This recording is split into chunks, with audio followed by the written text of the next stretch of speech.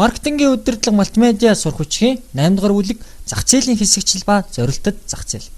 Энэхүү хичээлийн хүрээнд бид дараах дэд сэдвүүдийг хүнд авч ярилцах болно. 1-р зах зээлийн хэсэгчлэл гэж юу вэ? 2-р зах зээлийн хэсэгчлэг үе шат, 3-р зорилттой зах зээлийн сонголт, 4-р зах зээл байрших. Эхний маань дэд сэдв зах зээлийн хэсэгчлэл гэж юу вэ гэсэн асуултанд хариулах ба. Тэгэхээр зах зээлийн хэсэгчлэг ярихын өмнө бид таны хэрэглэгч хинбэ гэсэн энгийн асуултанд хариулах ёстой. Дийлэнх бизнес эрхлэгчдийн хувьд манай хэрэглэгч бүх хүмүүс, бүх монголчууд бүх иргэд гэж ойлгодог. Харамсалтай тийм биш. Бид наазахын сонгуулаа хүртэл бүгдээрээ өгдөггүй бид мэдж байгаа. Үндсэндээ масс маркетингийн үе дуусч зах зээлийн хэсэгчлэх ийм маркетингийн 90 үе рүү шилжиж орсон байна. Тэгэхээр альч байгууллага зах зээлийг хэсэгчилж үйл ажиллагаагаа явуулдаг ийм шинэ үе эхэлжээ. Тэгэхээр маркетингийн зах зээлийн хэсэгчлийн төвшөнд аваад үзэх юм бол дараах хэдэн төвшөнд байгаа. 1-р сегмент маркетинг буюу зах зээлийг хэсэгчилсэн маркетинг, 2-р локал маркетинг буюу орон нутгийн маркетинг, 3-р нише буюу сул орон зай эзэмшигчдийн маркетинг, 4-р customization буюу хэрэглэгч бүрд тохируулсан маркетингийн үйл ажиллагаа гэсэн. Өөрөөр хэлбэл энэ дөрвөн төвшин маань дөрвөлөөл зах зээлийг хэсэгчилж тухайн зорилттой зах зээл дээр үйл ажиллагаагаа явуулж байгаагийн тод жишээ бол. Зах зээлийг хэсэгчлэл гэдэг нь юу гэсэн үг вэ гэхээр хэрэглэгчдийн хэрэгцээ, хүсэл сонирхлоор нь тодорхой бүлэг болгон хуваах үйл явц юм. Үндсэндээ зах зээл бол бялуу. Энэхүү бялууг 100% хаваагаад өөртөө тохирсон тэр хэмжээг нь авж байгааг зах зээлийн хэсэгчлэл гэж бид ойлгож болох юм. Хэсэгчлэлийн үр дүн зах зээлийн сегмент бий болдог. Хэрэгцээ, хүсэл сонирхлоор ижил хэрэглэгчдийн бүлгийг бид зах зээлийн сегмент гэж хэлдэг. Жишээ нь 99.11 гэдэг бараг хэрэглэгчд бол чинэлэг, 99.09 гэдэг одоо Mobizone гэдэг үйлчлэг хэрэглэгчд бол дунджаас арай дээгүүр орлоготой иргэд байдаг ч гэдэг юм. Энэ маань өөрөө тухайн одоо зах зээлийн сегмент болж таарж байна. За ингээ хоёр дахь бүлэг сэдв рүүгээ оръё. Хоёр дахь бүлэг сэдв маань хэрхэн зах зээлийг хэсэгчилдэг вэ? Ямар үе шатыг туулдаг вэ гэсэн.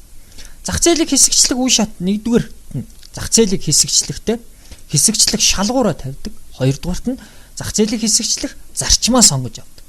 За ингэхдээ мэдээж зах зээлийг хэсэгчлэх зарчим маань эцсийн хэрэглэгчийн зах зээл, байгууллагын хэрэглэгчийн зах зээл гэдгээрээ ялгаатай байх нь дамжиггүй.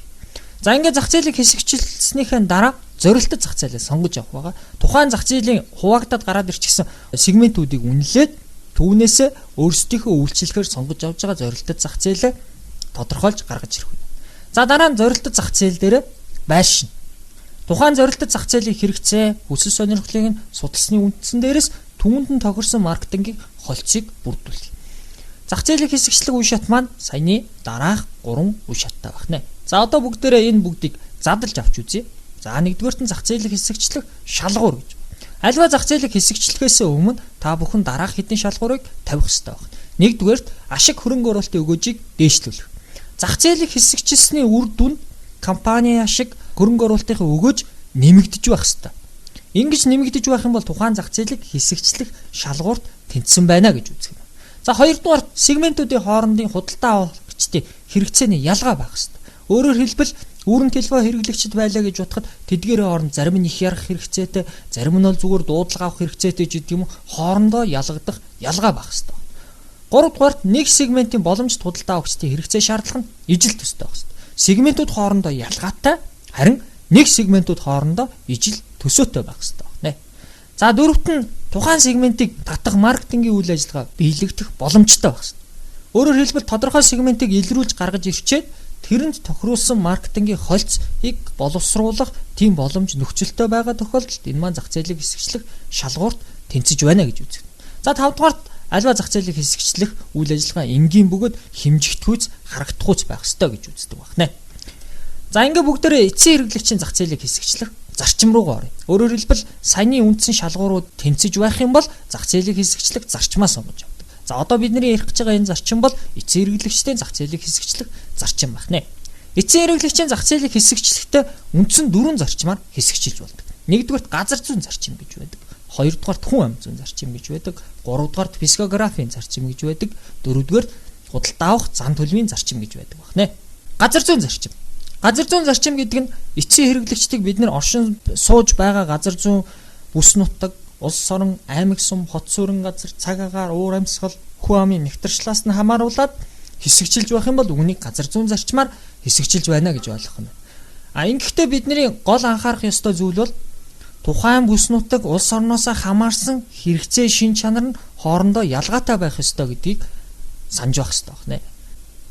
Хоёр дахь зарчим маань хүн ам зүйн зарчим байна. Хүн ам зүйн үндсэн үзүүлэлтүүдээр нь хэрэглэгчтэй хэсэгчилж байх юм бол үүнийг хүн ам зүйн зарчим гэж хэлдэг. За үүнд нь жишээ нь насаар нь хэрэглэгчтэй хэсэгчилж болно. Залуу, дунд, идэрч гэдэг юм.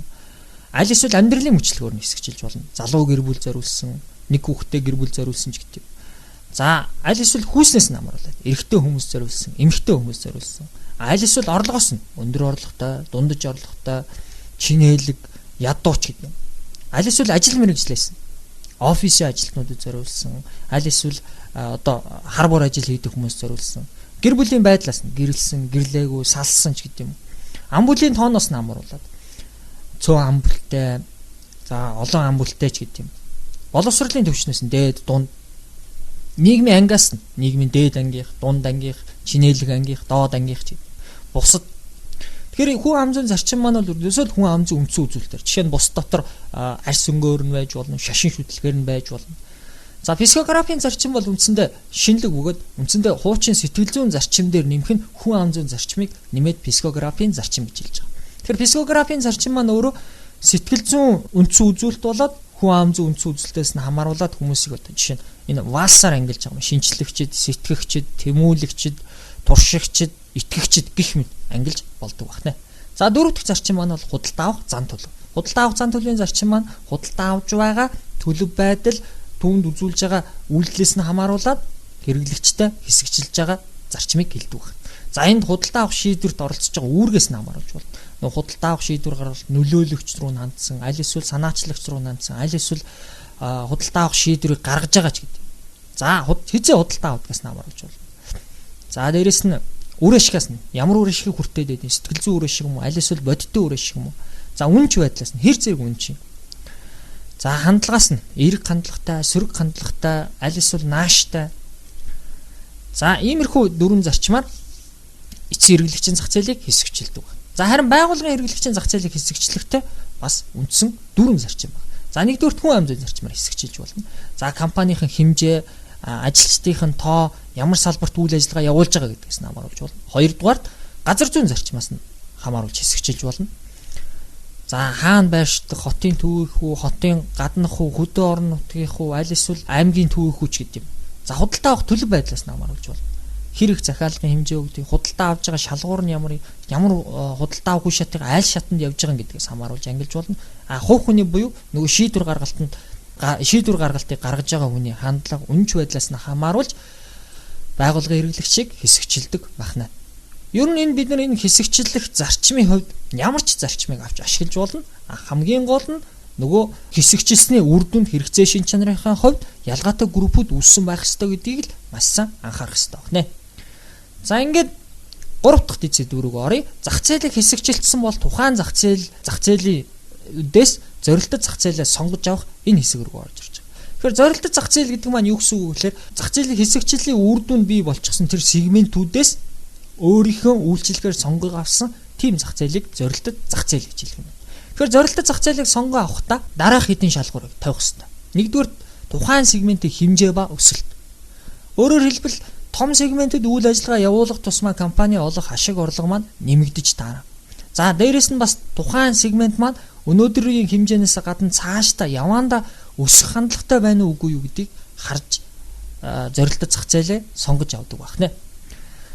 За дараа нь тухайн сегментийн бүтцийн таатай байдал буюу өрсөлдөөний нөгөө шинээр нэвтрэгчдээс ирэх аюул, орлуулах бараа үйлчилгээнээс ирэх аюул, өрсөлдөөний аюул, зуучлагчдын хүч, бэлтгэний нийлүүлэгчдийн хүчийг анхаарч үзэж явах хэрэгтэй. Мэдээж тухайн сегментэд таатай боломж нөхцөл бүрдсэн байх юм бол бид нэр тэр сегментийг зорилттой зах зээлээрээ сонгож аваад таатай боломж нөхцөл бүрдээгүй өрсөлдөө ихтэй шинээр нэвтрэгчд аюул учруулахаар орлуулах бараа үйлчилгээ ихтэй байх юм бол тухайн сегментэд үйл ажиллагаагаа явуулахгүй байна. За дараагийн нэг зорилттой зах зээл сонгож авах шалгуур бол компани өөрийнх нь зорилго байна. За магадгүй компани зах зээлийн бүхэл сегментэд хурц үйлчилнэ гэсэн бол энэ зорилгоосоо хамааруулаад зорилттой зах зээл сонгоо авах шалгуур нь нөлөөж байгаа гэсэн үг байна. За дээрээс нь компани нөөц байна. Альва зорилттой зах зээлийг сонгож авахдаа нөгөө даахгүй нохоо болуу ураа нэгчээр их том зах зээлийн сегментийг сонгоод авчих юм бол компани нөөц хүрэлцэхгүй тухайн зах зээл дээр үйл ажиллагаа явуулж чадахгүй, өрсөлдөж чадахгүй болоод ирэх ийм аюул тулгарх учраас өөрийнхөө нөөц хамааруулсан тийм сегментийг, тийм зах зээлийг сонгож авах ёстой байна. За ингээд зорилттой зах зээлээ сонгоод авчихсан бол тухайн зорилттой зах зээлийн сонголтын стратегиудыг бид нэр тайлбарлах ёстой байгаа. За нэгдүгээрт нь тодорхой нэг сегментэд төвлөрч бол за энд бараа 1 2 сегмент 1 2 гэ ангилсан байна. Тэгэхээр тодорхой нэг сегмент жишээ нь оюутны зах зээл дээр юм. Аль эсвэл залуучуудын зах зээл дээр юм. Ингээд ирэх юм бол энийг нэг сегментэд төвлөрөх гэж хэлэх юм. За аль эсвэл олон сегментэд төвлөрөх үе ялгуурт маркетинг гэж хэлж болно. За оюутны зах зээл дээр нэг бараа, аль эсвэл оюутны бус зах зээл дээр бас нэг бараа санал болгоод ирэх юм бол энийг ялгуурт маркетинг гэж болно. За аль эсвэл бараагаараа төвлөрч бол. Өөрөөр хэлбэл зах зээлийн бүх сегментүүдэд нэг ижил төрлийн бараа санал болгоод эхлэх юм бол энийг бараагаараа төвлөрөх гэж хэлэх юм. За үүнээсээ гадна зах зээлээрээ төвлөрөх хэлбэр гэж байна. Өөрөөр хэлбэл тодорхой сегментэд маш олон янзын бараа санал болгоод ирэх юм бол үүнийг зах зээлээрээ төвлөрөх гэж байна. За аль эсвэл ердөөсөө энэ сегментүүд хоорондын ялгааг үл хайхран тухайн зах зээлийн сегментүүд хүрч үйлчилж явах юм бол үүнийг нийтийн маркетинг гэж хэлдэг байна. За дөрөв дэх бүлэг сэдврүү оръё. Зорилттой зах зээлээ сонгоод авчихсан одоо тухайн зах зээл дээр яаж хэрхэн байрших вэ гэдэг асуудал гарч ирж байна. Зах зээл дээр байршихын тулд үндсэндээ 3 янзын байршил байгаа. Нэгдүгээр өрсөлдөгчдөө зэрэгцэж байршиж болно. Хоёрдугаар цоо шин байршилд гарч ирж болно. Гуравдугаар дахин байршиж болно. За ийм 3 сонголтоос хийх болж таардаг. Мэдээж энэхүү 3 сонголтыг хийхийн тулд тодорхой нөхцлүүд, тодорхой хүчин зүйлүүдийг тооцож үзсэн байх хэрэгтэй байна. Өрсөлдөгчдөө зэрэгцэж байрших. Зах зээлийн тодорхой сегментэд бид нэр өрсөлдөгчдөө зэрэгцээд байрших ийм боломж нөхцөл байдаг. Гэхдээ бид нэр өрсөлдөгчдөө зэрэгцэж байршихаас өмнө энэ 3 зүйлийг харж үзэх хэрэгтэй байна. Нэгдүгээр тухайн зах зээлийн багтаамж нь их байх хэрэгтэй. Яагаад гэвэл 2 өрсөлдөгч, 3 өрсөлдөгч, 4 өрсөлдөгч гараад ирэхэд тэр хэмжээний шингээч таны багтаамжтай зах зээл байх юм бол бид нэр өрсөлдөгчдөө зэрэгцэж байрших шийдвэрийг гаргаж тарах. Хоёрдугаар өрсөлдөх чадвартай байх хэрэгтэй. Яагаад гэвэл өрсөлдөгч маань төрүүлээд байршчихсан байгаа, тодорхой хэмжээний хэрэглэгчтэй болчихсон байгаа.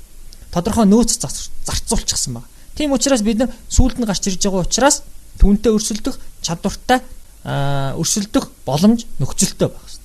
За 3 дугаарт нь санхүүгийн нөөцтэй байх. Өрсөлдөгч маань тодорхой хэмжээний өрсөлдөөний зангу буюу тодорхой хэмжээний хөрөнгө оруулалт хийчихсэн байгаа учраас тэр дааны хөрөнгө оруулалтыг оруулах санхүүгийн нөөцтэй байж байж өрсөлдөгчдөө зэрэгцэж байршдаг байна.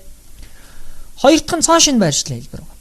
Өөрөөр хэлбэл цоо шин байршил гэдэг маань өрсөлдөгч нараасаа цоо шин байршил гараад өөр байршил гараад ирэхийг цоо шин байршил гэж хэлж байгаа. За цоо шин байршил гарч ирэхээс өмнө тухайн байршилд гарч ирж байгаа сегментийн хэмжээ хангалттай байх ёстой гэдгийг анзаарах ёстой. Магадгүй бидний гарч ирж байгаа шинэ байршил тэр байршлыг хэрэглэгч төдийлөн хүлээж авдаггүй тухайн байршил дээр байгаа зах зээлийн хэмжээ хангалтгүй байх юм бол нөгөө оруулсан хөрөнгө оруулалтад нөхөх боломж нөхцөл бүрдэхгүй байна. За хоёрдугаар бараа үйлчлэгээ бүтээх боломж бүрдсэн байх ёстой. За магадгүй яагаад тэр шинэ байршил дээр өрсөлдөгч нар байхгүй байгаа юм бэ гэдгийг эргээ сайн бодох ёстой. Бараа үйлчилгээг нь бүтээх тийм боломж нөхцөл байхгүй учраас магадгүй тэр байршилд гарч ирэх боломжгүй байж болох юм. За дээрээс нь эдийн засгийн боломжийг харж үзэх ёстой. Мэдээж цоо шин байршилд гарахын тулд тодорхой хэмжээний хөрөнгө оруулалт оруулна. Эргээд тэр хөрөнгө оруулалтаа нөхөж авч явах ёстой байна. За ингээд байршлаа тодорхойлчихсон бол тухайн зорилттой зах зээл дээр маркетингийн холцоо бүрдүүлэх ёстой. Өөрөөр хэлбэл тухайн сегментэд тохирсон ялгаатай маркетинг явуулж. За бараа маань тухайн сегментэд тохирсон байх ёстой. Үнэ маань, за идэвхжүүлэлт маань, хуваарлт маань, за имиж маань тухайн зах зээлийн сегментэд тохирсон байх ёстой байна. За сайн уу? Ажил юу болж байна? За би хэрэгцээ хязгааргүй гэж боддог. Харин хүмүүс миний хэрэглээг төгс гэж ярьцгаадаг. Би одоочлаа. Би энд нь ч сэтгэл хангалуун байдаг юм. Харин үүнийг минь хүмүүс шууд л хараад мэдчих юм да. Сүлжээ хамааралгүй 1000 минут төлбөргүй ярих бүхий веб 1000 шинэ үйлчилгээ. За гэхдээ зах зээлийн хэсэгчлийг нэг зүйл сануулхад зах зээлийн хэсэгчлэл гэдэг бол маркетингийн менежер хүний өөрийнх нь оюун санаанд хийж байгаа хийс урил гэдэг бид нар маш сайн ойлгох хэрэгтэй. Жишээ нь та бүхний харж байгаа энэ малгайг Монгол залуучуудад зориулж гаргасан боловч дараа нь зах зээл дээр гарсны дараа энэ малгайг монголчууд биш харин гадаад хүмүүс их авч ирсэн. Яагаад гэвэл бэлэг дурцгалын зориулт. Тэгэхээр ердөөсөө зах зээлийн хэсэгчл гэдэг бол тухайн маркетингийн менежер хүний толгоон дотроо бодож байгаа хийсвэрл юм а гэдгийг бид нэр санаж явах хэрэгтэй байна. За бас дээрээс нь зах зээлийг хэсэгчлээд үүнийг ягштал дагаад мөрдөн гэсэн үг биш. Хэрэглэгч чинь өөрчлөгдөж байгаа зарим сегментүүд байхгүй болж байгаа, зарим сегментүүд шинээр үүсэж байгаа. Тийм учраас үүнийг дагаад зах зээлийг хэсэгчлэх зарчмаа, аргачлалуудаа сайжруулж, хөгжүүлж байх юм бол үр дүнд хүрэх нь байна.